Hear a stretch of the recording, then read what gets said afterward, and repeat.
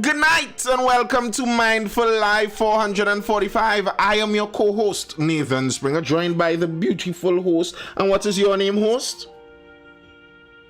Let you know. What? Let you know. Lily don't know? Lily don't know what Lily's name is. Okay, Lily. Lily doesn't know what Lily's name is, but Lily is the host. Welcome. Once you're on the inside, make sure you hit that like button, double tap the screen over there on TikTok. That's how you hit the like button over there. It is Thursday, the 19th of the last month in the year of our Lord 2024. Present, current era. Beautiful time in the wonderful land, paradise and earth, Trinidad and Tobago. The place where they say God has residence. I believe they say God has a Trini passport. That's what they say. They also say we are not a real place. So I mean, if you're trying to say God is from here and it's not a real place, are we some atheists on the low here? Funny stuff, Lily. Funny stuff. All right. But here in the beautiful land of Trinidad and Tobago, where we have a beautiful thing called pension, we have a government pension, which is actually more of a grant, they call it. The reason they wanted to rename it to a grant was to let people understand the principle, the idea that you are granted this. This is granted to you. This isn't something that is owed to you. This is not something that you pay into and it is repaid unto you. It is a grant. So once you are on the inside, make sure you grant me that like over there on TikTok. Wondering why those likes are still wallowing in the low numbers like that. Double tap the screen. You can do it many times. Get those notifications out there pumping. Yeah, so the grant was out there, and recently there was a proposal for a little editing on the grant. A little change on how this is all going to go. The idea was going to be that if you have $25,000 in your bank account, then you don't qualify for the grant. I think you're ready to do. Ready to go sleep? Go ahead. Tell everybody bye-bye. Bye. Very good. Daddy, where's your hand up?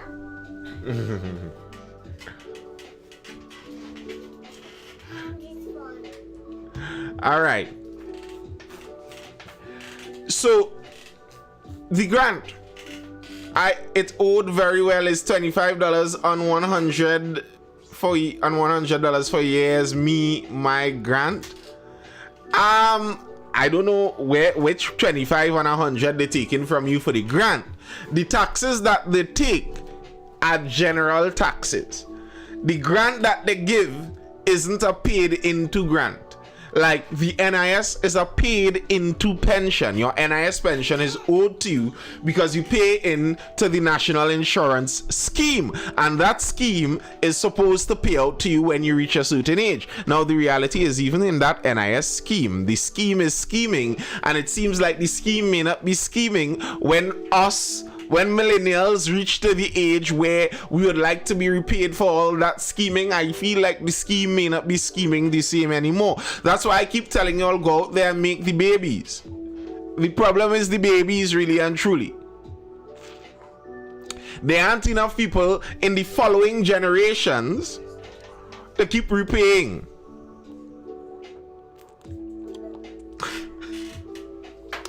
And they say the money is taxpayers' money. That's what Donna says. So give me my grant. I agree.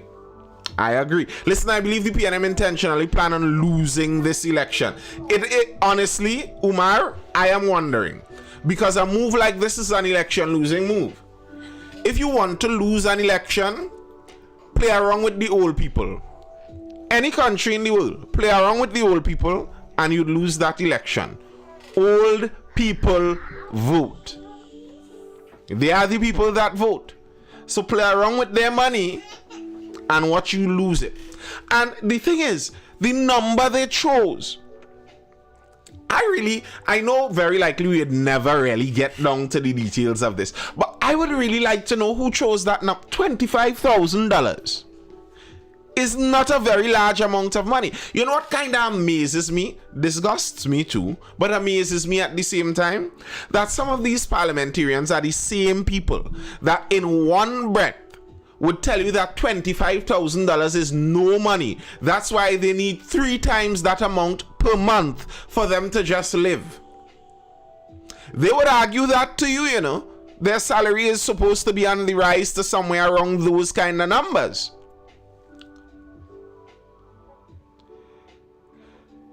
They would be bold enough to say $25,000 is so little money, so inconsequential. They need 3 times that just to live and survive. But that's when it comes to them. When it comes to you, $25,000 in your savings account.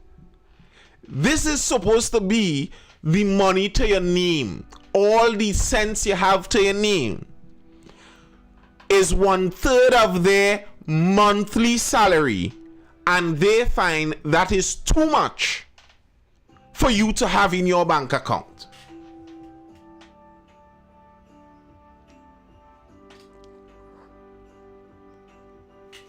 That is too much. Exactly, Cola Babs. And this is a problem I'm having with this. Let me just skim through the article, skimming to the article for 2 seconds there, and we'll see as it goes. Government to withdraw pension bill. AG says controversial 25,000 savings cap was an error. Less than a day after Social Development Minister Donna Cox defended proposed legislation that would impact the elderly's access to the senior citizens pension grant, Attorney General Reginald Amo is now saying the controversial amendment that would have seen people with savings of over $25,000 become ineligible for old age pension was included in error. Now, here's the thing.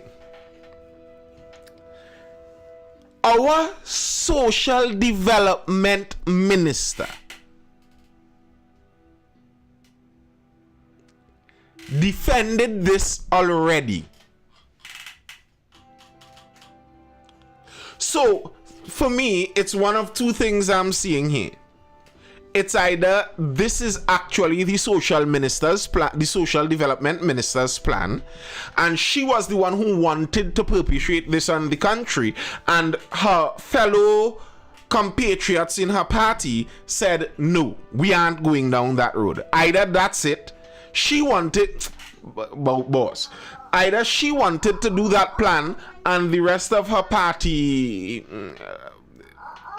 mates decided against it. Either that, or we're seeing the naked truth of politicians, that there is nearly no plan crazy enough or so crazy that they will not defend it.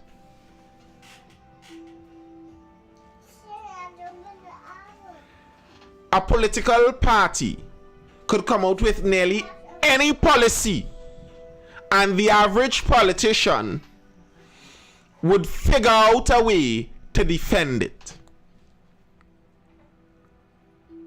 Because before she knew that it was there in error, she was well defending it.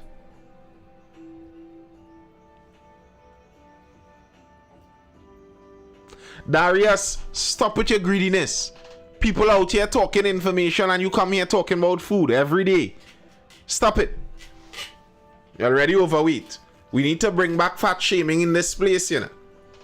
We need to bring Mr. Shiv, you see, the man all out here doing this kind of bad behavior. I find, to just detract for 2 seconds, what we need in society is not more laws, you know. It's not that we need more laws. It's difficult to legislate morality. You cannot write enough laws for people to become moral people. By the time you're in a country where you have to write a law, you have to put it down on pen and paper to tell people that they shouldn't abuse children, your country already reached too far. That shouldn't be something that needed a law.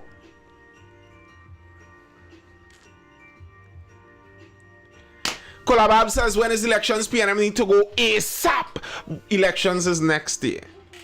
And I believe they have until the latter part of the year to call that election. And unfortunately for those who may want to see the PNM gone, I don't think that's going to happen. Because it's the replace them with who question that Umar is asking right there. Okay, they are sickening. Behave yourself, Cola. But who do you replace them with? We need more social media presence of critical issues because we mostly congregate online. Yeah, I agree. Yeah, but as I said, that's the problem in nearly all political scenarios. Who do you replace them with? It's not just a matter of they have to go. Someone else has to come in if they are going. And who are we going to bring in? As many people point out, most democracies, the general idea is you vote people out, you don't vote people in. All right, we voted this one out, we voted that one out. Now it's time to vote the PNM out. But the problem with voting the PNM out is the person in waiting is someone we voted out last time. The last person we voted out is the person waiting to come back in. But we already said we don't want you. Come on. Give us another, like spin the raffle again, nah? Oh gosh. We pick the same name, you know, it's like a raffle, and we dig and no, we picked this name before. Let we pick again now. Let we spin the raffle again. Something. Miss Pandy never get a chance. You and the Miss Pandy.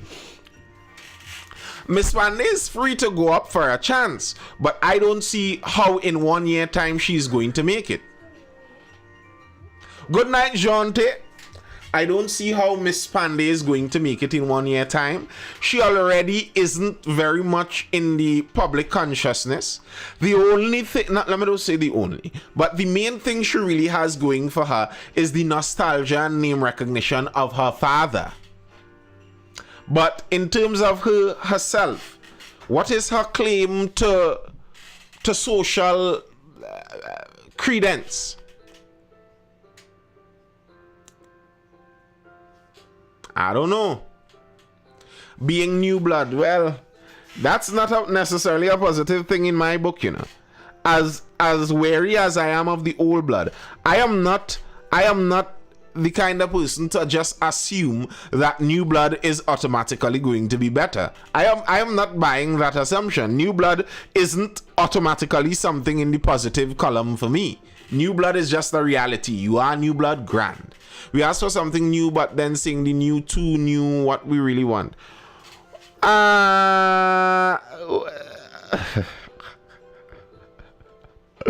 So, you know what that's like, Cola Babs? That's like, if I had a dentist before, and they did a fill-in and they mess up my teeth.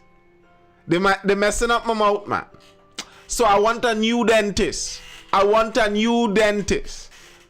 And you come to...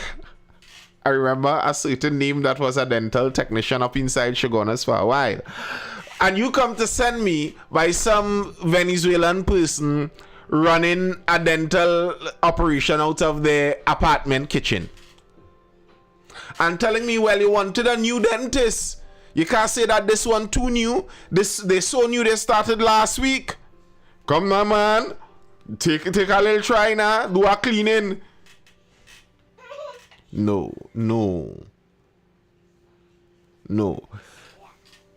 One thing a change. Why it have to be Venezuelan? Why it can't be Cuba? The reason it has to be Venezuelan, to be fair, is because I read a story about a Venezuelan woman. I think it was in New York. Or some big city.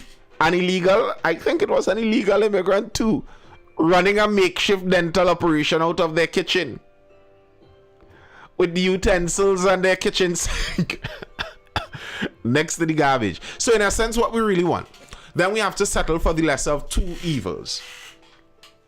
No, I don't think so.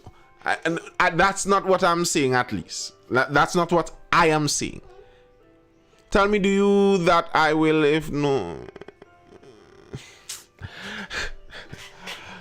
That's not what I am saying. I am not saying about settling for the lesser of two evils. But I am also saying that we can't let the frying pan chase us into the fire. We can't let a bad current reality make you choose and hold on to just anything. You know, that's a famous hunting technique. Many predators use that technique where they scare you, and the thing they are using to scare you is actually much less harmful than what they are scaring you into. So it's not that I want the same old, but I want there to be something reasonable to replace them with. If I don't even know what your governing principles are you more of a capitalist or are you more of a communist? Are you more in that left-wing column? I don't know. Next thing, it's only after we elect this person we find out they're a communist on the down low. And they want to join us to Cuba and Venezuela in a treaty of the Western Communists Unite.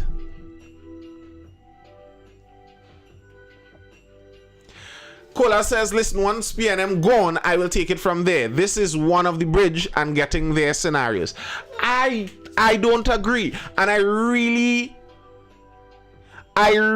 don't like that idea. It's the same technique that the Democrats were trying with Trump, where it's nearly like you could suspend your thinking for everything else because this one person is just so horrible. This one group is so bad, forget about anything else. Don't question anything else. This one group is so bad that all that is important is getting rid of them. That's a scary prospect for me.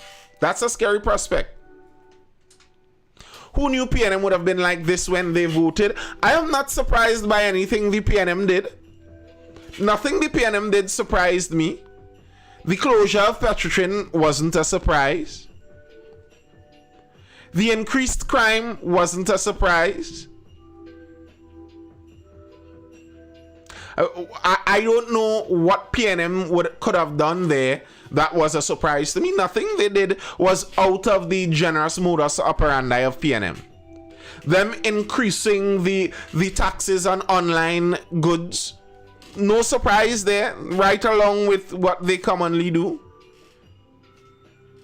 Seemingly making it more difficult for the smaller businesses, no surprise there. Arguments about the supply of forex going biasly to larger companies, no surprise there. None of those things are surprising to me. And truthfully, I don't think, hey Kwesi Andrews,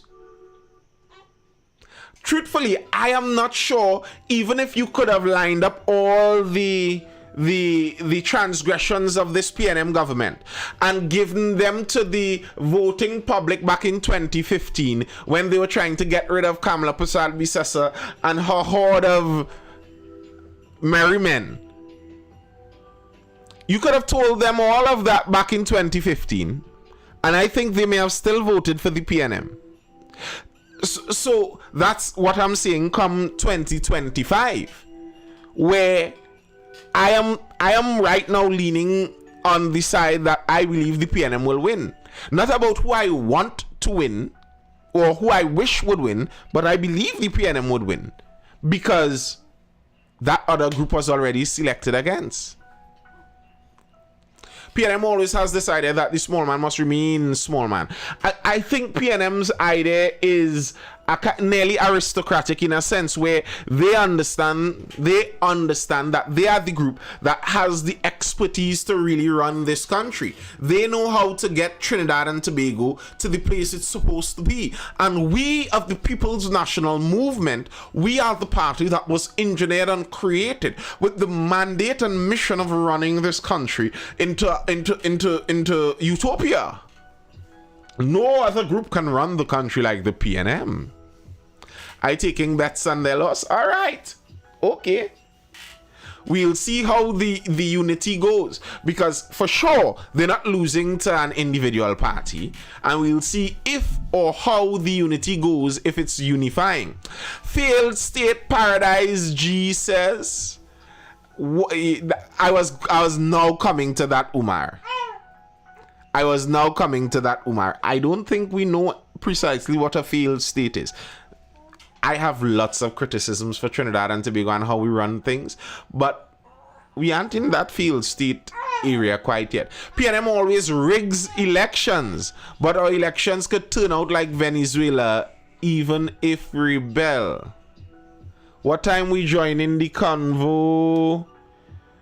I don't know. You tell me if somebody wanted to jump in and chat. And no one requested. PNM always rigs the elections. What do you mean by that? What does that mean? When you say PNM always rigs the election, in what way do you mean that? PNM cheats in the Trinidad and Tobago elections? Like how?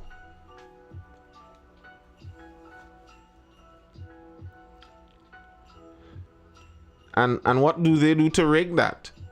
Voting padding. I suppose you mean voter padding. What is voter padding, Kwesi Andrews? Your understanding of voter padding, what is it?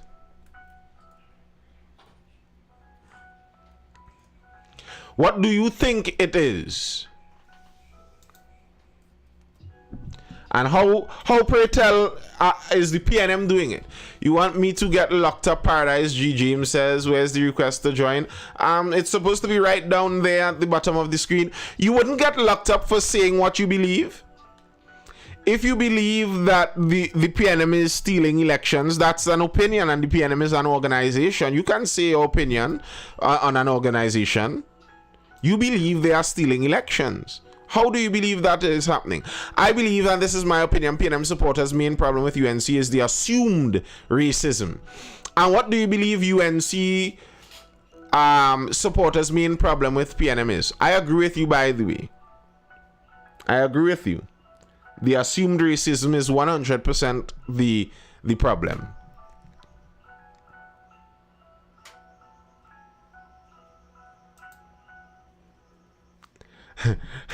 Umar says assumed. Why? Why do you say assumed like that, sir? What's the reason for that?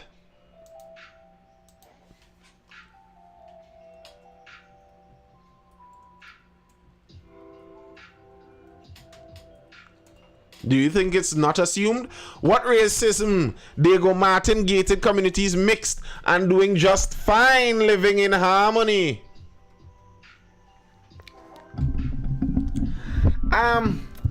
The racism is a nuanced conversation, because I think to say that there's none is to lie, but also to make it out to be that is the only or even the main thing, I think is also untrue.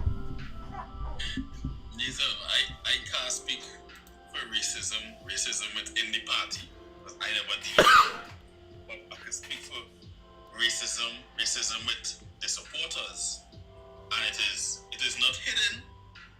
It is done openly on social media, and it has been done openly on social media for years. They don't hide their views, especially when they lose an elections. They don't hide the supporters in particular, speaking about, not the party itself. The hardcore party supporters, they don't hide it. Well, that's why I said there is some truth to it. And part of it is understanding history, understanding where the UNC came from, what was the UNC engineered out of. So yes, there is a racial solidarity side to the UNC and what they do and how they do it. That's a fact. Kola says, every time I'm in a convo and ask what's your issue with UNC, that comes up, not how they ran the country. Well, I disagree with that. Here's why I disagree with that, Kola Babs.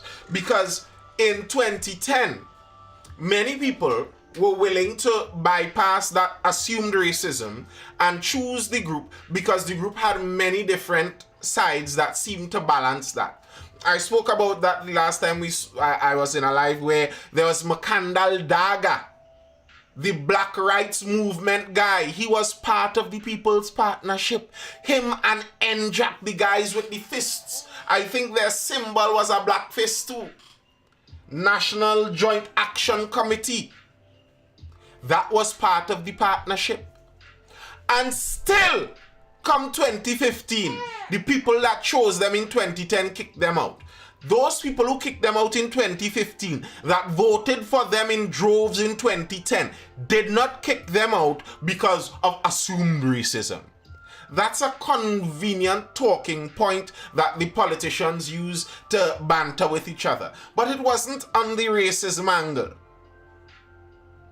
Here's my belief.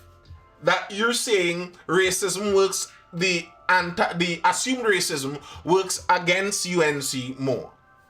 I don't agree with that. I think UNC plays a racist game more than people assume they are racist. I believe the UNC plays a racist game.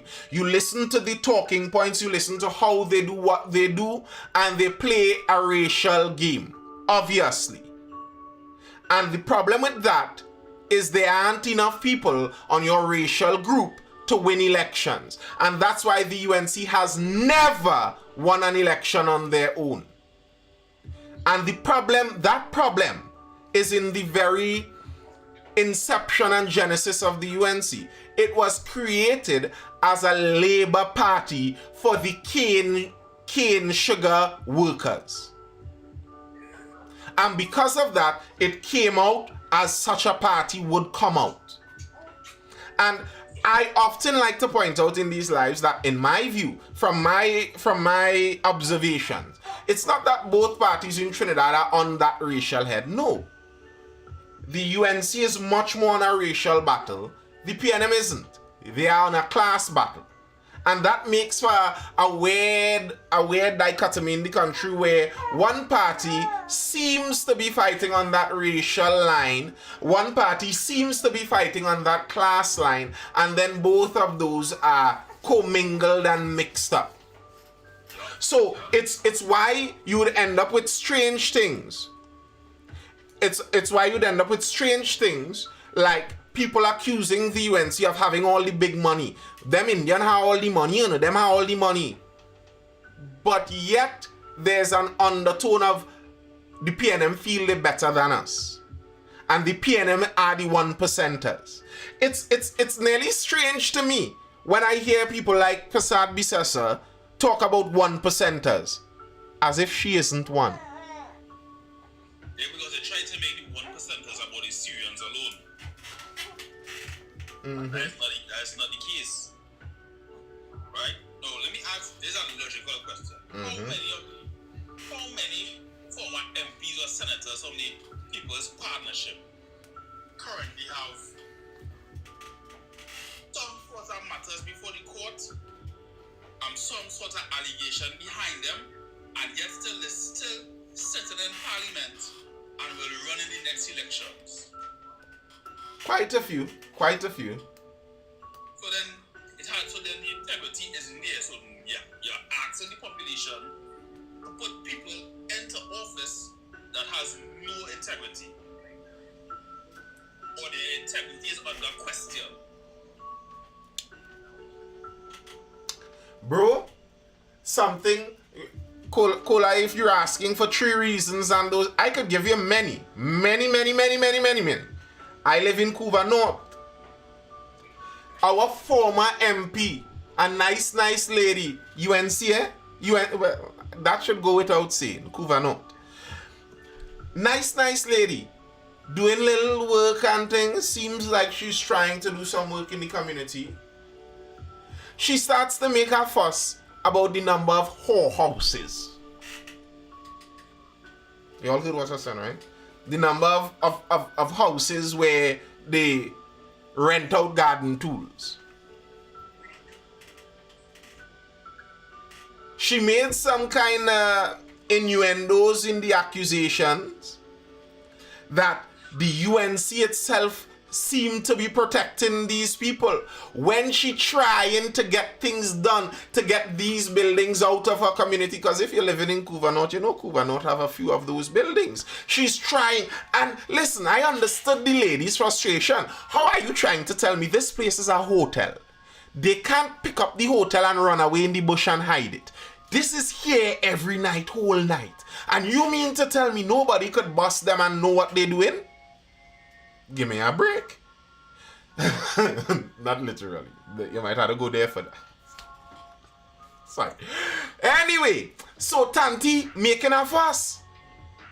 She started to kind of covertly point fingers in a direction, suggesting a name. The UNC party removes her from running as the candidate for Couva North. Not that she loses the seat, the party removes her with protests from the constituency. The Couva North, I'm not talking about the general Couva North PNM people who trying to stop Bacchanal. UNC faithful said that's who we want. The party said no and replaced her with the name she was calling. So look at that. I hope you all understanding what I'm saying, and I had to get into court close kind of description. And that person still sits in parliament to this day with accusations like rain hanging over their head as a main player in the dance or in the dancing.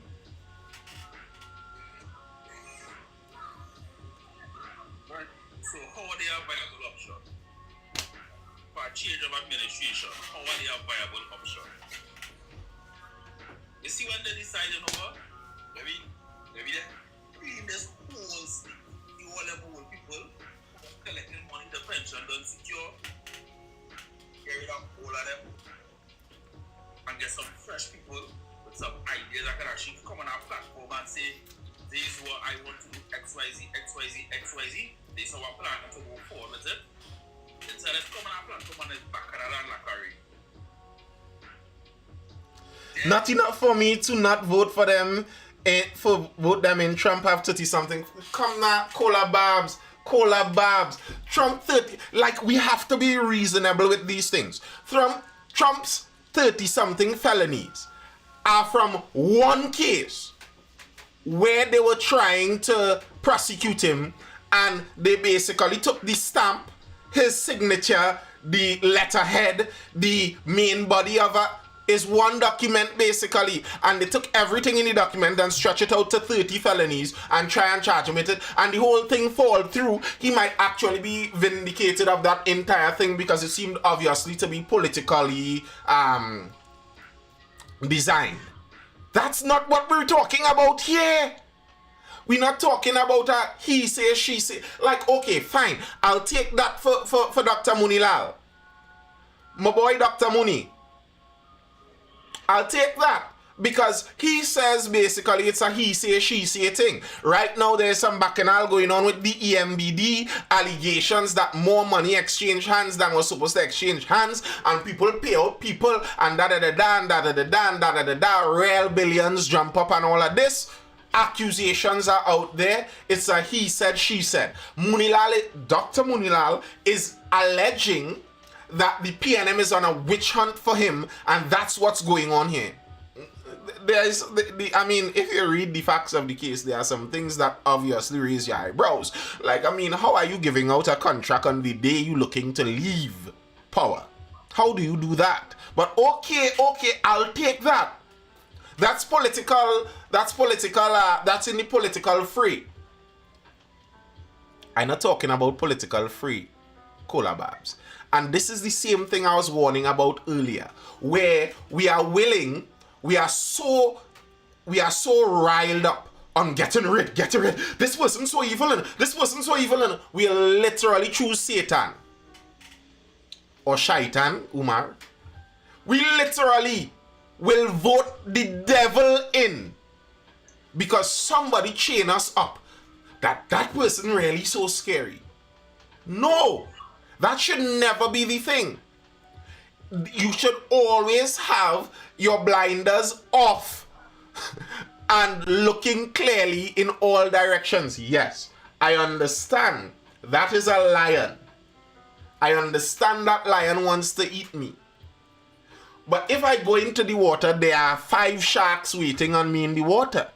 So I can't let this lion chase me into the water and get eaten by the shark.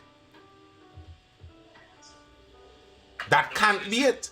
Why they say in Trinidad right now, I explain like every administration, some rocket must run somebody when I eat our food. Somebody want to eat our food, are you realistic with it? But it's how you do it. And when you do anything reckless and reckless, you're just reckless with it. What would now the former minister, this minister of sport and all the live sport money? Bro, and I just had to be careful how I'm talking about this. That live sport business, I don't know how. People, I don't know how, but there seems to be a backroad connection between that and Dana.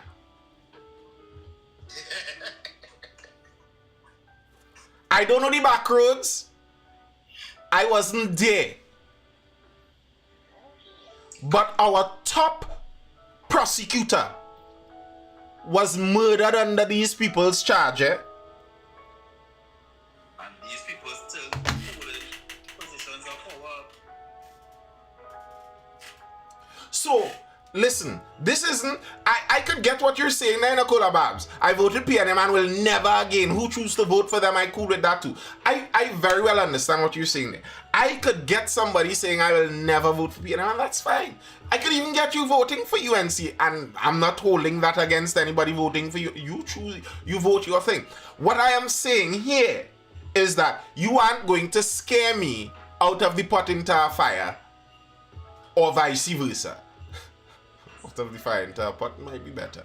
But I'm not going to allow that to scare me into one way or the other. This is not an endorsement of PNM. This isn't even an endorsement of PNM over UNC. Maybe PNM might indeed be worse than UNC. Maybe. But I am not going to allow just scare me so I don't look at the other direction. Well, in no way I will say I'm happy with everything the current administration is doing. But when I'm looking at the options, the alternative ain't looking too right. We talking about all the allegations of misconduct. I'm talking about the running of the country. Now, that's a thought I have had. What if, and this is a what if it is that the reality is, and this is a what if, I'm not saying this is the reality. What if the UNC really does steal more? They are bandits, extraordinary. But they are better at the technical side of country running. What if? Because as it pertains to the Forex issues, it seems like PNM does not have an answer. And their main trust is to trap the small citizens into staying as customers for their financiers. That's what it feels like the PNM's main intention is. As it pertains to crime, the PNM looks like they have no idea. They look like they have no idea. Honestly, like they have no clue. And this might be a controversial one to say, especially to Umar. But I think there's a geographical problem in this. The PNM represents the areas that are the hotspots. And some people don't like the idea that some areas are hotspot everywhere. No, there are obviously some areas are hotspots. If there's a home invasion in Mayaro, you could do a roadblock on the way to East Port of Spain, and you have a upwards of 80% chance. That's where the culprits are from. And for me, to have the party that has been exclusively in control of those areas, in power, while those areas seem to be reigning terror on the wider country, something seems... Well, let me get your insight here, right? Mm-hmm. Let me get your insight from Love until Western. What nobody tell me, I was there. When the Alternative Party was campaigning during 2010, I was in the zone, sir. And I see for myself, when the representatives and the people come and went and check the boss first, I say the next party ain't doing it behind closed doors, you know. I say, man, I was there and I see. They come and went and check the boss, the done, the community leader. This was the Who was that, boy? What is his name?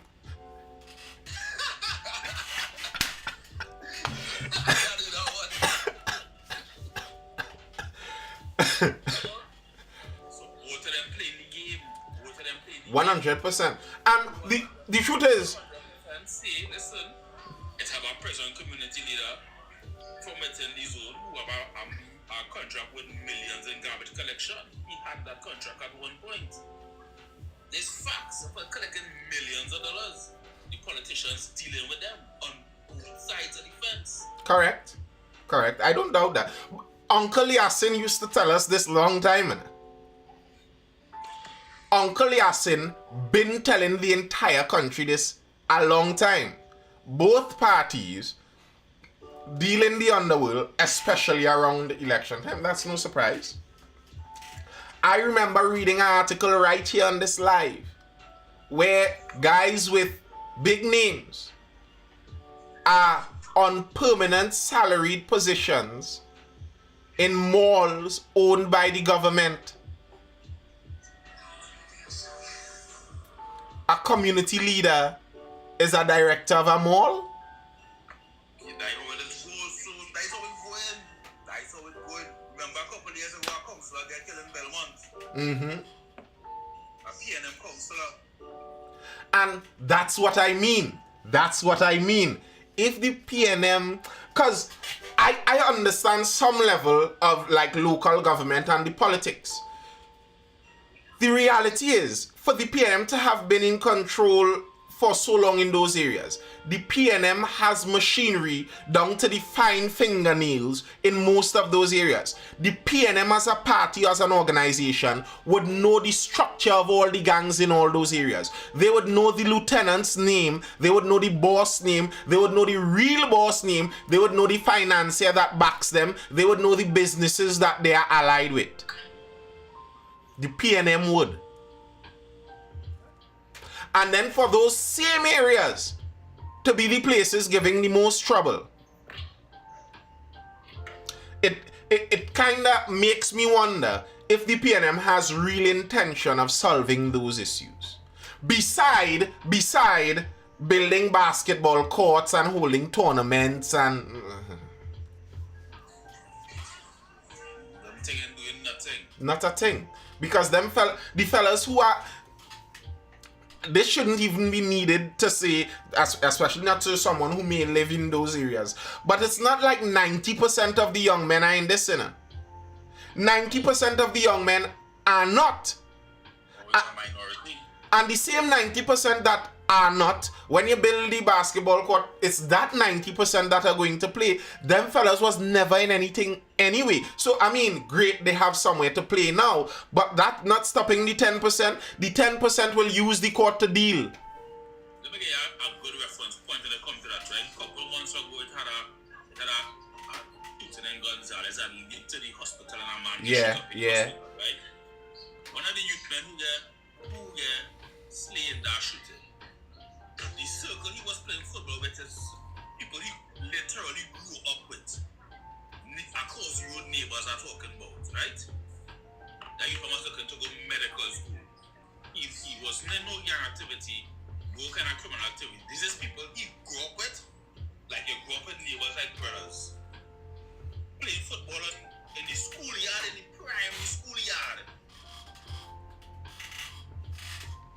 And the shot call and spraying happened.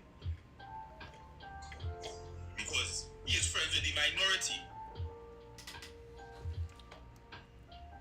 So there's the reality of them areas and it's not changing because the dons have a say. Money had to pass, contracts had to pass. Okay. And I remember I had a conversation. I was supposed to have a we more conversations, but c'est la vie. I had a conversation with Kwesi Robinson when he was the chairman of the Tunapuna Piaka Regional Corporation, and he told me he came out from La Hoqueta, he worked in La Hoqueta, and the problems that places like that have. And he was talking about, you know, how they have the contracts and then the contracts cause more of it. And to myself, I'm wondering, maybe we shouldn't be giving contracts to these people. But I'm telling people say that, but then how are you going to justify that?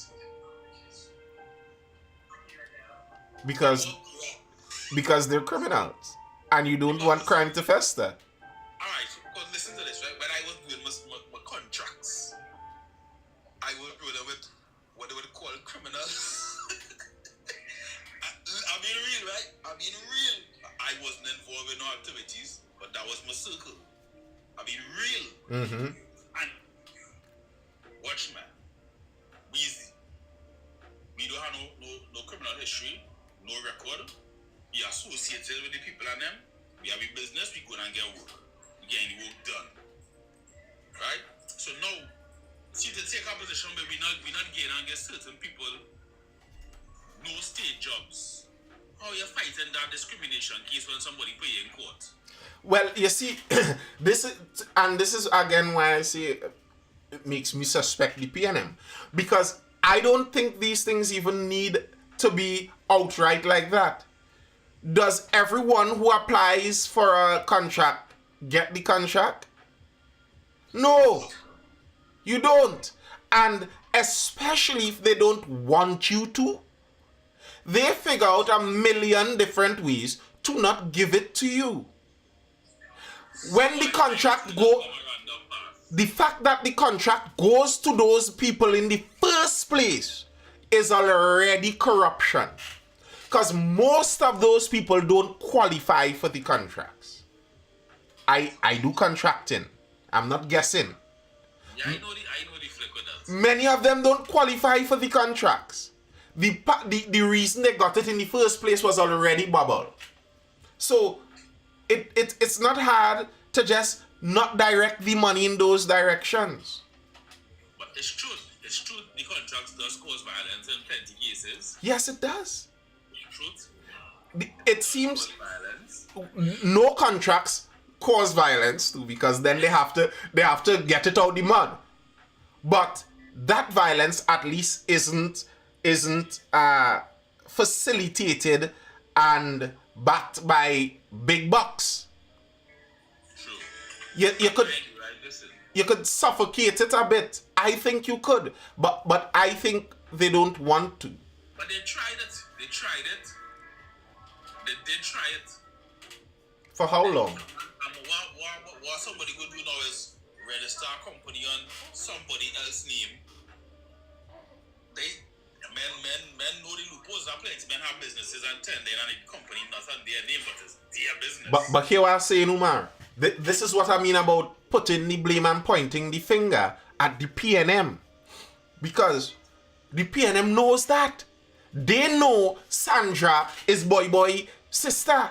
And that the company is really Boy company and Sandra name just on it. In fact, Boy send Marlon to go and talk to the council and let the council know that it's really my company. But I just set it up so you know you don't have to worry about that now. I'm sending in the documents tomorrow. That's how it rolls. It's not like they didn't know. It's the reason the bubble happened is oftentimes because somebody within the political scape give them a little advice on what to do and how to bend the corner in the first place. But you know, your present PM was always against small contracts. Mm-hmm. Always. Even before he was in office, he was one way always know he not about it, you know. He not on gain no small contractors, no contracts and thing. He not on that. But even him, when I heard how he spoke and the whole you cut bacchanal and stuff, and then I saw him getting, you understand that there are powers that are beside just the Prime Minister. Kola Babs asked, how are we fixing this Forex issue? To me, the fix for I am not an economist, but from just my reading and understanding the little bit that I do understand, the main issue is we spend more than we make in Forex. That's the main issue. Well, the overarching main issue. How do we either make people spend less or make more? That's the two things. We either have to trick people into spending less Forex or we have to make more of it. How do we make more of it? The main hope of many of Trinidadians leaders in how we make more is find some more gas and oil, because that's the cheat code into making US dollars. Gas and oil. Other than that, we have to do something to allow the economy to get a shot and jolt itself into exporting way more than we are doing. Now, what some people propose, and I've read this from a couple economists well, is floating the TT dollar, because part of the reason we spend more US dollars than we make is because the government is putting their thumb on the scale and giving an uneven trade in our foreign exchange. We are getting US dollars for cheaper than we actually supposed to be getting them for. So, the proposal some people make by floating the US dollar, what that's going to do is give us the real price for things that we are paying, so you can't just buy them willy-nilly. But obviously that's going to cause some hardship. If the company that was importing grain was importing it with US dollars with the government's thumb on the scale, and now they have to still import grain with US dollars without the government's thumb on the scale, you could understand and appreciate that grain prices would go up. And grain is used to make flour, and flour is used to make everything. So you could understand hardship that right up here, Ali, right? You could understand the argument some people make there. However, with the government having their thumb on the scale, the government has control over the local economy much more. And in my opinion is that the PNM seems like a party that enjoys control over the economy way more. They want to be able to make moves and changes and twist buttons and change levers in the economy much more. And that's what keeping it this way does. I think let the hardships fall, because the reality is we are lying to ourselves. It's not that the hardships aren't there, but as a country, we are spending our altogether money to lie to ourselves to make it seem like the hardships aren't there. I say float the dollar, allow us to see the real price, and let that go on as it is. Which administration wouldn't be brave enough to do that? But here's the thing, boy. These boys get me vexed with these Creole people, by Umar, boy. If the PNM is willing to shut down Petrotrin and bite that bullet, increase their salary by tens of thousands of dollars and bite that bullet, willing to even risk a pension shake-up. I mean, they didn't bite that bullet, they spit that bullet out, but they were willing to try it. Oh gosh, try something. Slowly over time, I don't mean rip the thing from under us and everybody falls, but slowly, you release it. Yes, let it back a little bit slowly until it reaches right there. Like, I mean, isn't that what they said they were doing with the gas prices? But if They did it with gas. if petrotrin was our main source of foreign currency, right? US in particular, but that was the global trading level at that point, right? How is it over all these decades, no other company, none of the money people, none of the investors in this country, nobody has built a refinery. Nobody has invested in a refinery. How come it's only the state refinery functioning? I don't know for certain, but I am almost certain that there would have been legal ramifications for that. That the government, bear in mind, because it's the state refinery, and this petrotrin never was BPT.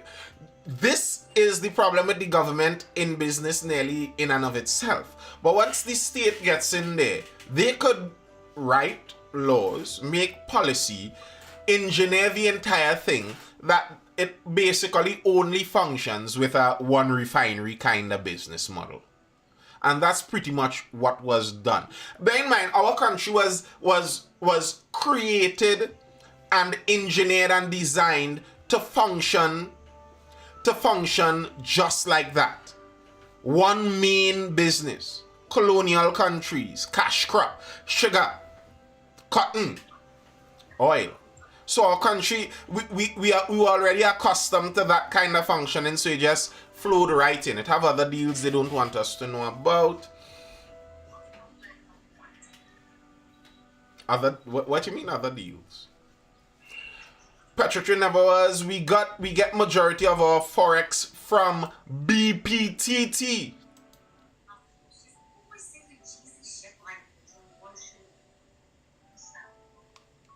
But either way, all of those oil companies depend on our natural resources to give us back that forex. So if it's dwindling, there's a song real. The amount of forex the country was receiving from these foreign oil companies. The percentage. Yes. But that's a problem everywhere. Guyana, they're talking about that in Guyana a long time now, since they started. What percentage? Is it fair? No, it's not fair. But I mean, what is fair then? Who gets to decide what's fair? Well, then you make your own offshore rigs. You get your experts yourself. You do the entire thing yourself, and you could keep all the money. But if you can't do it yourself, then you're kind of at the mercy of everyone else. Or you could pull a Venezuela, you could pull a Chavez. Let them come and build the infrastructure for you, do it all, and when they finish, tell them, mine now. But the thing is, you won't even be allowed to build the infrastructure for yourself. But that resource is not even seen as your resource, it's seen as in somebody's backyard resource.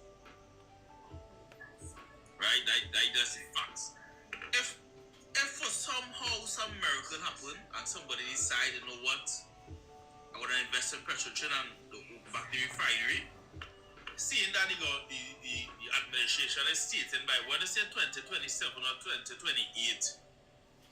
the economy is supposed to see a boost from oil and gas sales by that time. That was the same. Like the estimates, I don't know, right? Open back petrotrin. But you know the Ghanaian government too not dealing with the pay them, they want to deal with the UNC to refine the oil. Bro, here's my problem. I don't want the government anywhere inside of that. I do not want the state to reopen petrotrin. I do not want to be paying all of these fellas to be stunting at me all over South for doing nothing inside of my company. Man sweeping. No, I am cursing. How you stunting on me, doing nothing whole day, and pauperizing my country? Nah, go home. Collecting that 15,000 a month. That dead. Go home. If we want to get back in that, a private business that is based on profiting. They must be profitable. Don't be paying anybody so much that we can't make any money. That makes no sense. So, Petrotrin debt still there? Is it still pending? I'm not sure, you know. I'm not sure. Because it's surprising to me that none of these, even Massey and tried to, how come Massey and tried to buy Petrotrin? It could be the price and stipulations that may be given. Both the price and the stipulations, the deal that they're trying to make. But as far as I heard, there was a company showing interest. I believe it was a foreign company, the last I heard, and they were showing, a conglomerate of companies, and they were showing interest, and that's where that was at. So I guess we will see. No doubt we've had more tax arrangements if a foreign company come and buy it out. Yeah. But it will no longer be direct state resources again. That's the way how it goes. Hey, you all saw the policewoman was free. Well, the case against her was discontinued. The DCP, the lady who was promoted while under investigation, and in the promoted position was, along with her colleagues, accused of kidnapping by a judge.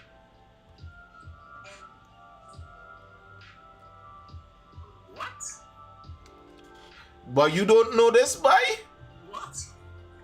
You don't know the police crew that were accused of kidnapping the arms dealer from Barbados? Yes. Dangerous driving charge dropped against DCP Suzette Martin. Deputy Commissioner of Police Suzette Martin will no longer be prosecuted for dangerous driving. The Office of the Director of Public Prosecutions indicated its intention to discontinue the charge as Martin reappeared before Senior Magistrate Maureen Babulal Ghafoor yesterday morning. No reason was given for the decision. That was then. But a reason was given afterwards by the DPP. DPP explains decision to drop dangerous driving charge against DCP Martin. And the explanation he gave was basically that they don't have enough, he said they didn't have enough evidence. That means they didn't do a breathalyzer. Now, here are some of the issues in this that I'm wondering about. The DPP said that the video basically showed that the young man, what she was accused of was dangerous driving. She hit a boy, a Form 5 student, on the bus route somewhere about San Juan, I believe it was, on the Quasi. She hit him and broke his leg, etc., etc. She was charged with dangerous driving.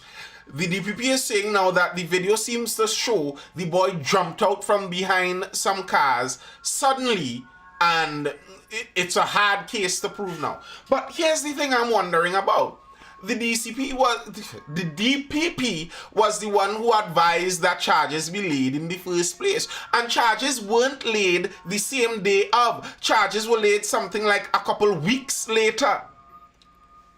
So I'm wondering here, did they not see the video before he advised on the charges? They will remember now if it's drunk, the charge when drunk, being under the influence or whatever the charges. If they didn't do a breathalyzer, it's have no way to win that case. You know? But the charge was not driving under the influence. It was dangerous driving. Well, I don't know. You would in court and testify against a DCP? No, I wasn't there, so I couldn't go anyhow. I mean, as a officer. But I forgot the number. Wasn't it some thousands of officers have refused to be witnesses in cases against police? And all the cases against other police are just falling through. When last you saw a police convicted? Yeah, they seem to get charged occasionally, but no witnesses come forward. Right, I mean, you still have to go to work next day, you know? You still have to go to work. Her attorney mashed them up. I don't think her attorney did squat. I don't think her attorney did squat. I think this police lady, for whatever reason, maybe her skill level and knowledge level, but she has friends in the right places. Because controversy hits her name, and the next thing you hear is she's promoted. Then controversy hits her name again, then she's promoted again. Then the controversy hits again, same. Now, the case in Barbados that involved her,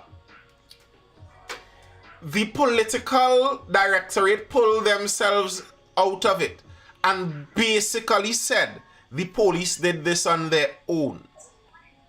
If it is that the police on their own went to Barbados and kidnapped someone, and about what can they prove, they were found guilty.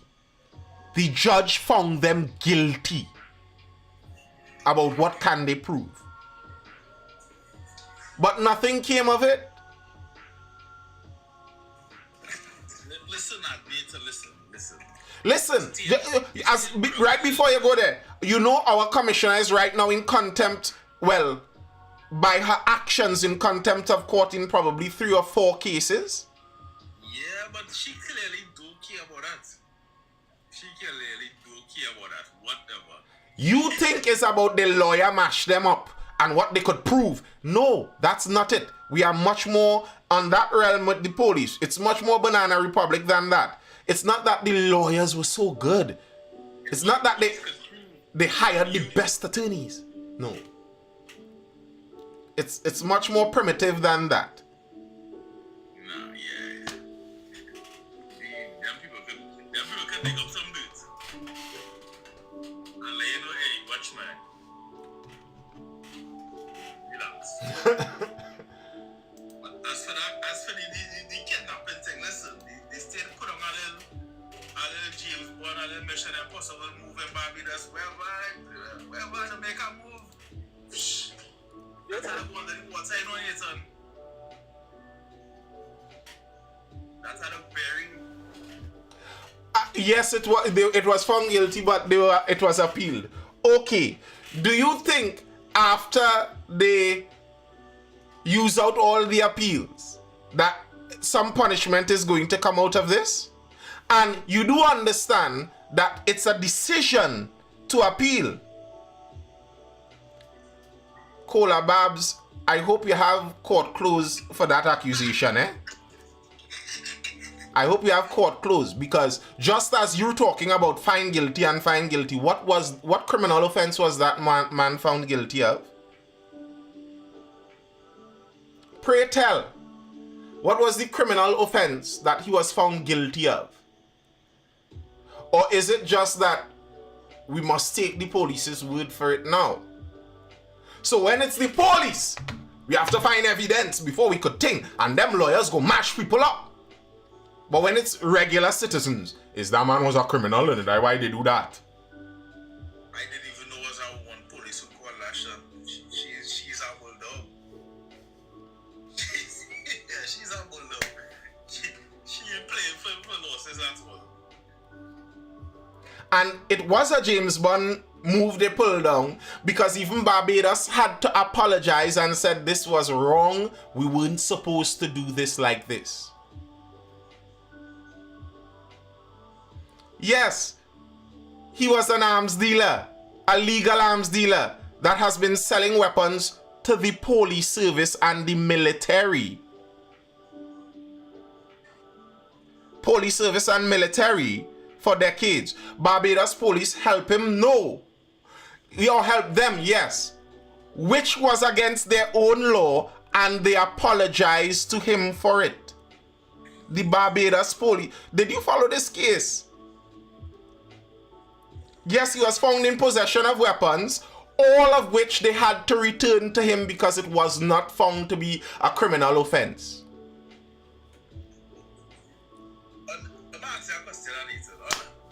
So the scene of you Barbados and initiated a kidnapping for a man on a plane and right. So let me ask this question. How much power, listen, among CARICOM Islands, right, the geopolitics, how much power Trinidad really win if you could go into Barbados, break the laws? Well, we didn't do it. That's why the Barbados police apologized. Because we convinced the Barbados police to do it. All they did was pick him up on the tarmac in the airport. It's a real TV thing. What I'm trying to figure out is how TTPS kidnapped them and they came back on a Barbados probate plane. Yes! Do you know that the police can kidnap you, Kola? You understand that if the police don't have a reason for taking you, it is considered a kidnapping. They abducted the man because they had no legal grounds for holding him. So it was an abduction and they lost that case and lost us some money. But don't worry, at least she got a promotion still. And all of the political, it was so above board. All the politicians pulled themselves back. None of us did this. Nobody signed off on that, So some random police just decided to do this all on their own. Did they have a warrant? No! They did not.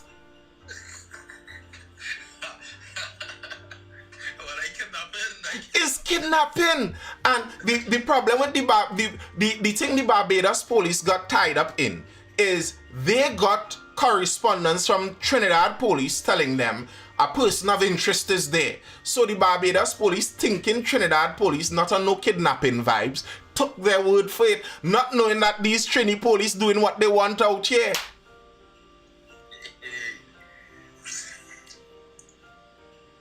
That's the incident.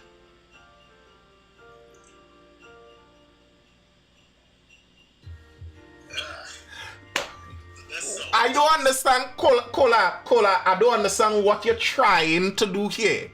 Are you trying to bend yourself into a contorted knot to defend the indefensible by doing this? Like, what's the argument here? That they did nothing wrong by abducting a man? What? But we have Interpol in Trinidad function. We have Interpol officers in Trinidad, right? Just now, pause there, Umar. These police under the PNM control, not saying that they are directly, but currently PNM is the government. These police, bold and brave enough to perpetrate an abduction out of Barbados. Because the man is a criminal. But the criminals living in compounds all over Trinidad that everybody know is the local district criminal, we dare not touch. Nathan, listen to me, right? The local district criminals and them have the people who they send the money to every so often. Let me know what I'm not. Listen to me, right? Men getting paid. They're not functioning without paying the higher ups. So, if the accusation is, and people want me to believe, that this guy was a big-time arms dealer criminal, then obviously he would be intertwined in the whole thing too. Then for him to be abducted out of Barbados so seriously, that means somebody big up wasn't receiving their money or something. Well, boy, I know what the Brent thing, but I can't remember the exact situation with it. He was a friend. Well, I don't know if he was a friend, but it seemed like in the battle of which side you chose when a certain commissioner fell out with a certain leader of the country. Right. It seemed like he chose the wrong side in whatever battle was taking place under the surface. And it seemed like there was a battle royale that took place under the surface, because I don't know if you all recall, but several associates of that former commissioner got into legal trouble around that time. Yeah, well. One on a boat somebody on a boat and A man playing hand. some of the memory too short, man. It's too short. Yeah, but the boss man playing hand and send a message like, I could reach you, I could put you on a plane and bring you back here. Yep. A little more, you could end up in the grove. Sit down. That was a power play. But the thing that I wonder about, with all the power play and politics and all of that playing under the surface that we don't know, the part that is above the surface that we could see is a police officer accused by a Trinidad judge, reprimanded and basically insulted for abduction, is then promoted. Who was the judge? Ragunanan? It's not the usual. No, it wasn't Frankie. It was no, it wasn't Frankie. It wasn't Frankie. Yes, judges do accuse, but Kola, you're acting like I don't be sitting here reading these stories whole night. Judges do accuse. I use the right word because the case wasn't a kidnapping case. But the judge in the case said that this is basically an abduction. So he accused them of it. Although that was not the case that he was adjudicating. Let me see if I could pull up the case now, man. Well, we obviously seeing players get make and people get protected. We seeing that. So it's things out of every mental now. I don't know. What we do? No, but I am wondering the amount of defense that Kola is mounting here. I feel that the DCP is a family member. You ain't getting that feeling, Uma? The DCP have to be a family member. The inside. Yeah. Listen, there's so much games and politics and them things we playing with them thing. For a move like that to make for officers to leave the country, it didn't have no way the person in charge of that organization and the person in charge of the national security don't know that move making. Mm-hmm. It's a no way that move making and then people don't know. Mm-hmm. So, them are to protect them because if them go down and people start to talk and call certain name and XYZ, Yep.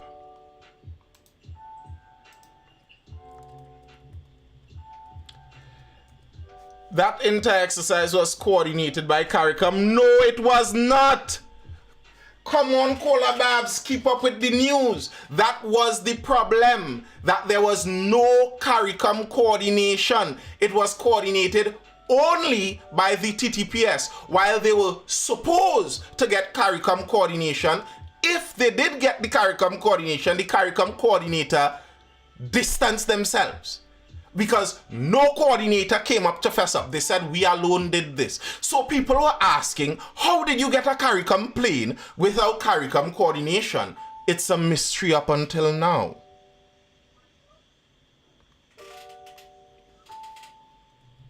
So it wasn't, this is why the whole thing was a scary thing. That is why it was scary, because CARICOM resources were used, and when the paper trail was chased, it disappeared. There was no paper trail. So how come the CARICOM impacts plane could be used? Yes, that is the... Kola, are you now catching the issue? Are you now catching the issue? The Attorney General of Barbados admitted that they fell short of the law because there wasn't coordination among CARICOM to do this. Some random police from Trinidad called random police in Barbados and set this up allegedly. Yeah, man. how they get permission to use the plane? That we're trying to say? Allegedly. The people who's supposed to give permission say that, well, this wasn't anything like that.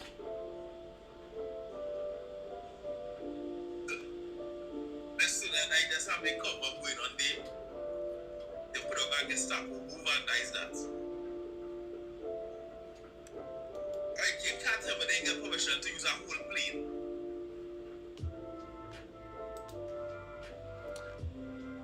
Let me see if I can get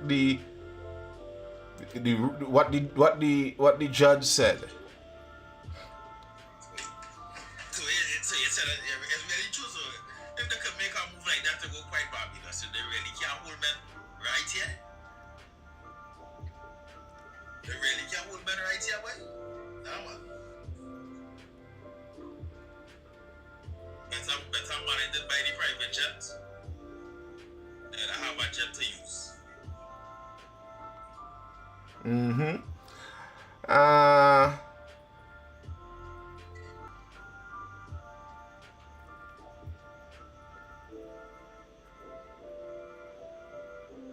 I'm trying to get the exact trail of it here. Very craziness.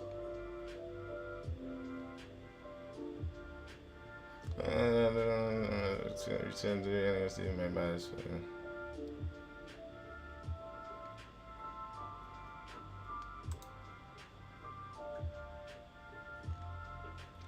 I'm just trying to pull up the exact thing here. Until the warrants weren't actually, Barbados acted on the warrants and the alerts that he was wanted, everything went by the book until the warrants weren't actually legit, then the whole thing blew up. Well, it's not that. It's not that. Because to pull someone out of a country, you don't need a warrant. You need an extradition request.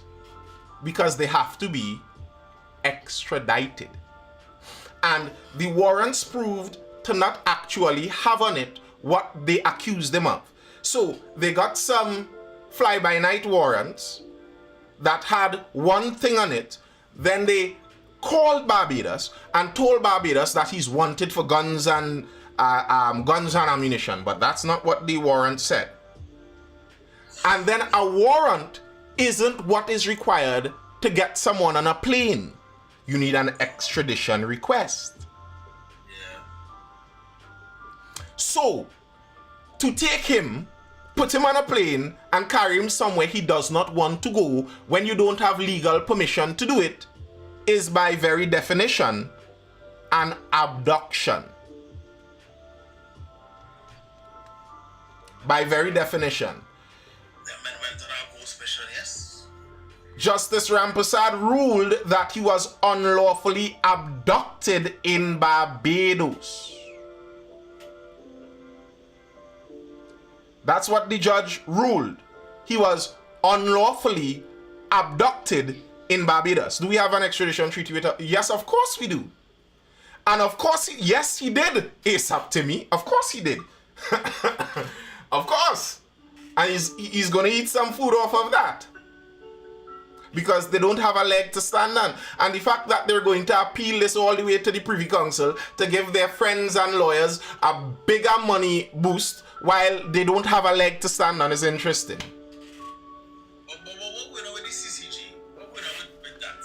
Listen, Nathan CARICOM has an extradition treaty. We don't need an extradition request. Yes, you do! We have extradition treaties with the United States. And you state what do you think happens with an extradition? They don't take it upon themselves to send the person, you know. You request an extradition. And the person has grounds to fight the extradition. Right now, there's a big dealer, alleged, who was living up in Goodwood in Trinidad and Tobago, was found with a set of white dust, alleged, and America wants him, and he just lost his extradition appeal. Jack Warner been appealing extraditions for the last decade. We have extradition treaties with the United States, and they made an extradition request. You have to request. How do you think these things are done? Because you have a treaty, all you do is say there's a warrant and they pick him up there and drag him back? No, that's not how it goes. And that's why they lost. They admitted that. The Attorney General, the main attorney in Barbados, admitted they needed an extradition request and it was not done. They fell short of the law. Arrest is not extradition, Kulababs. Let's not try to mince words here. Arrest is not extradition. If they have grounds for arrest, well, arrest. If you have grounds for charging, well, charge. But if you do not have a certified extradition, how can you throw someone on a plane? And that's why we don't even need to argue this, you know. Good lawyers, expensive lawyers, argued it. And a judge already decided they abducted the brother. Well, that's not a brother according to how you look at it, but they abducted the man. The judge already ruled on it. And I don't know what you or them expect from the appeal court. Well, I think I know what them expect. They expect for their lawyers to make more money, as they always do. But once it comes to state cases, they always appeal right up because obviously they want their lawyers to make as much money as possible, even if it's a losing case. So, come on, man. Why would we go down defending the indefensible? They abducted the man as ruled by a judge. They had no extradition request and they needed one. They got the CARICOM Impacts plane to work on it without a request to CARICOM. There is no paper trail of a request to CARICOM. What kind of black ops thing is this? Is something like some kind of black ops mission here?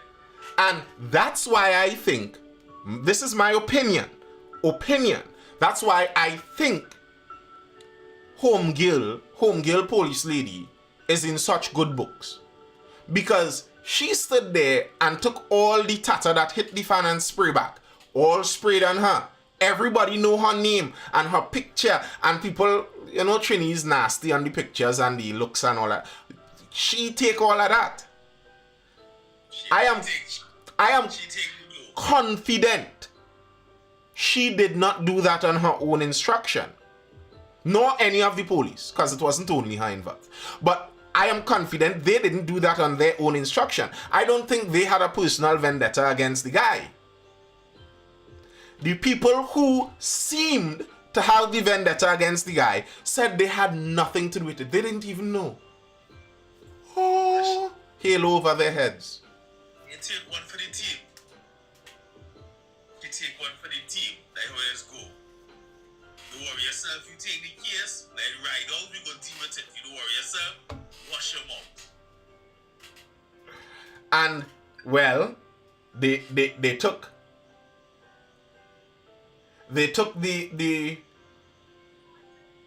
she took the benefits of that. But let me be honest, it's a small place, and the circle small when men drinking the cocktail and having the lobster barbecue and men knocking glass, XYZ. The circle's in that big, the circle's small. Men go talk and organize and arrange. When they drinking the Johnny Walker Blue. Correct. That obviously the people who knew about that, I am sure the list of people who knew about that going down was a long list. But the list, a whole lot of the list was cut off when it became public. That you see, when you as a small, if you are as you talk about Johnny Blue, if you are a man, you know you drinking Rude Boy and White Oak, and you jump in the dance with Johnny Blue drinkers, understand that them Johnny Blue drinkers consider you more disposable than them. You could throw away White Oak, you don't throw away the Johnny Blue. So when the tatter hit the fan, when jail have to make, You know, White Oak and Rude Boy going in the jail. Johnny had to walk. Yeah. Cockroach don't belong in foul party, Adriel. But if you are a cockroach and you play it smart, you could probably elevate your. That's a bad analogy because then now as I'm trying to bring it back to the human, it sounds like I'm calling people cockroach. No one is a cockroach. But if you play your cards right, you could find yourself in good places too. You could find yourself in nice places. After that, all the bacchanal from a certain man with the whole bacchanal genesis from all the wild talk died out. You know, interestingly enough, I was watching and actually could have done a live Monday and Tuesday and I was wrong, but the news, that's our news. That's not for me. You all know personal stories and think I can't get into that too much and that kind of see a mother and as it comes to mother and children and think that news too heavy for me, boy. That was way too heavy. And then I watched the videos and I saw she an MP Camille Robinson rages and her breaking down. I was like, ooh, that hitting in the fields. And then I see this madman. Well, I heard of this madman saying some ugly derogatory things about that in the name of politics. And people put this guy up on a pedestal. To his credit, Double G actually came out against the man who said those things. He came out against it and said basically that it's like insane to say this at this moment. Let me see if I could pull up that story. Even with that, Nathan, when I read the comments on social media, Yeah. it's like these people not right in the head. They aren't. They are not. You can never let politics make you that kind of bothered, man. Never, never, never, never. To people you don't even know. You don't even know these people. And part of the discussion that we have here on many things political is helping to point out to people that a lot of things are more complicated than they seem. There's no right answer, there are only trade-offs. I've heard people say that before. There's no solution to this thing, there are only trade-offs. You could do this, but then you'd lose here. You could do that, but then you'd lose here. You could do that, but then you'd lose here. So in positions of leadership, that's just a reality. You hold some of those things like murder against some people for just being in a political leadership position. That's some weird stuff. And especially as someone lobbying to go into those positions. Nah, man. This is how they want to appeal to the population. Also criticizing Alexander's comments, National Transformation Alliance leader Gary Griffiths said Philip Edward Alexander has reached a new low with his barrage of classless attacks in posts and in videos, not only against Camille Robinson Regis, who dared to display anguish after losing a friend, but against the deceased Lisa Morris Julian herself, a mother who perished along with 2 of her children in yesterday's tragic house fire. The lesson he is teaching the nation, especially the youth, is that politics has no standards of decency or humanity, and once you oppose someone, any and everything is fair game. And to me, that PEP group has been doing things like that for some time. Live up, cola, live up, cola. Hug up, baby girl. Good night. They've been doing things like that for a while. And I remember since last election, I think it was a couple of years ago, hearing some of the PEP folks talk, and they seem to take their guidance from their leader, where they feel the more bitter, vitriolic, nasty, downright dirty you get when describing the politicians you don't like, that's the way to go. I don't know who they're winning with that. I don't know. You're going to build up a group. Like, can you imagine? Can you imagine the kind of people you attract with that? You're dancing on the grave of a dead mother who died in protection of her children. What kind of supporters you are surrounding yourself with when you do something like that? Who are the kind of people you are attracting to yourself? And do you really want those kind of people to be in your intimate, close circle? The kind of people that will dance on a mother's grave? They want a better, vindictive population. Yeah. That is what they're about, right? But what leaders must, as somebody who aspires to be a leader, must realize you're in a position of leadership and somebody will want your position at some point. And that same venom will come at you the same way. Yeah, it would. Listen, when it comes to things like that, I am not even a proponent of the death penalty. Because, for clear reason to me, because if you have somebody already captured and just kill them, that seems a bit macabre. And to celebrate the loss of life is to celebrate, to me, the loss of possibility. Even if it was a bad life. And if it is not, like, bro, I think you're losing pieces of your soul by doing things like that. You're losing pieces of your soul. And I think the public might themselves feel sorry for you when you start to pick the fruits from that tree that you planted with that black stink evil seed. But how much people, I don't want people to actually take PEP seriously. Very few. 9 o'clock in the morning, gunman in your... That abrasive style, that arrogant. Why not have that? Nobody want to see that fall leader of a country. I remember saying that probably 3 years ago when someone brought him up to me. People don't want that in a leader. I don't know if he is attempting to try to be that kind of Donald Trump off the cuff, shoot from the hip kind of thing. But if you actually analyze the guy that the orange man is, that's not who he is. I don't know if you all ever saw the video when he found out that the Supreme Court Justice, what's the old lady's name?